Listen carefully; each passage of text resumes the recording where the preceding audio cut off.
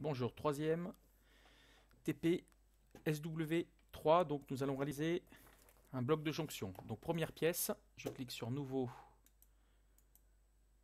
pièce, OK. Nous allons réaliser le corps.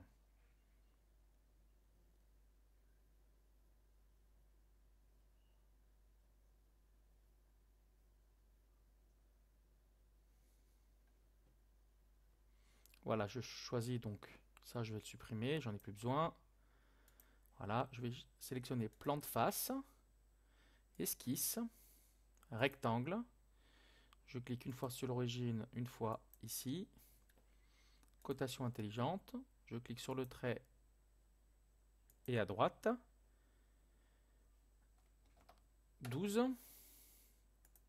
Ici au-dessus, 11. Validé. Après, je vais cliquer sur décaler les entités. Alors, décaler les entités, il est ici. Je clique. Alors, je vais déjà modifier ici la valeur.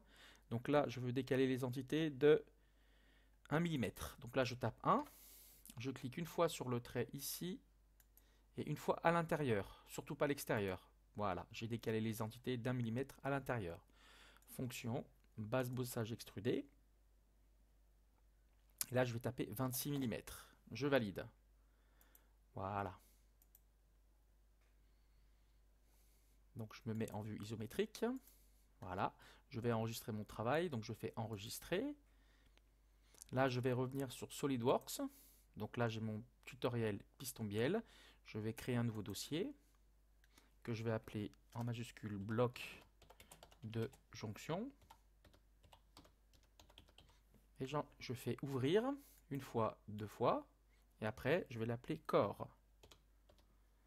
Donc pièce 1, je remplace corps. Voilà, enregistré.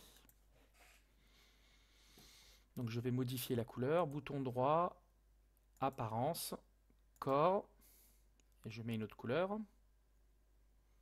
Donc on va mettre allez, en rouge, valider.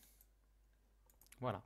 Maintenant, je vais sélectionner le plan de dessus, donc cette surface, normal A, esquisse, cercle par son centre, et je crée deux cercles, un ici, un ici. Cotation intelligente, je vais coter mes deux cercles. Donc mon premier cercle fait 8,5 mm. Alors je me suis trompé, je clique dessus, 8,5, validé.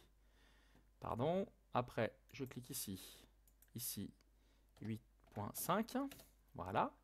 Donc maintenant je vais coter les cercles par rapport au côté, donc je clique au centre, je clique ici, je veux 5,5, je clique au-dessus, je clique au centre, je clique à côté, et 7 mm. Même chose en bas, une fois au centre, une fois ici, 5,5,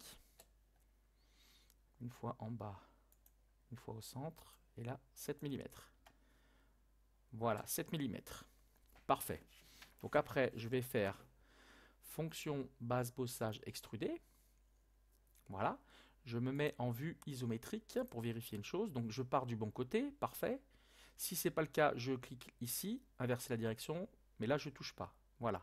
Donc là, ce que je veux une distance de 10 mm. Et là, je vais cliquer sur dépouille. Vous voyez ici, dépouille. Et là, je veux 2 degrés. Je valide. Une deuxième fois. Voilà, donc j'ai fait une dépouille de 2 degrés sur 10 mm. Voilà, parfait. Maintenant, je sélectionne mon plan de dessus, cette surface, normal A.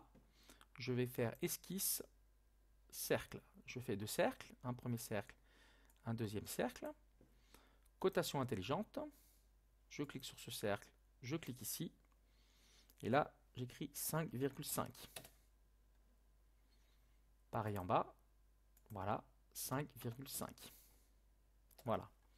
Après, je clique ici, je clique ici, je clique ici, je veux 7 mm.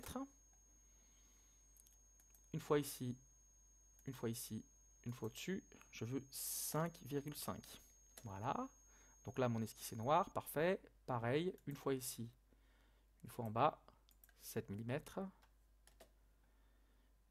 Une fois ici, une fois ici, 5,5.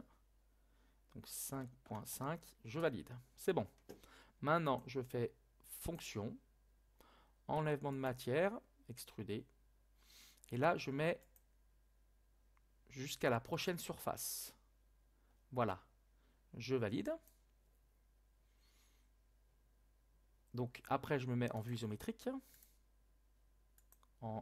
Pardon, je me suis trompé. Vue isométrique, voilà.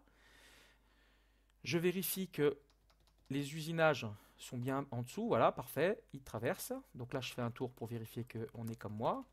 Voilà. Vue isométrique. Je peux enregistrer mon travail. Je peux fermer ma pièce. Voilà.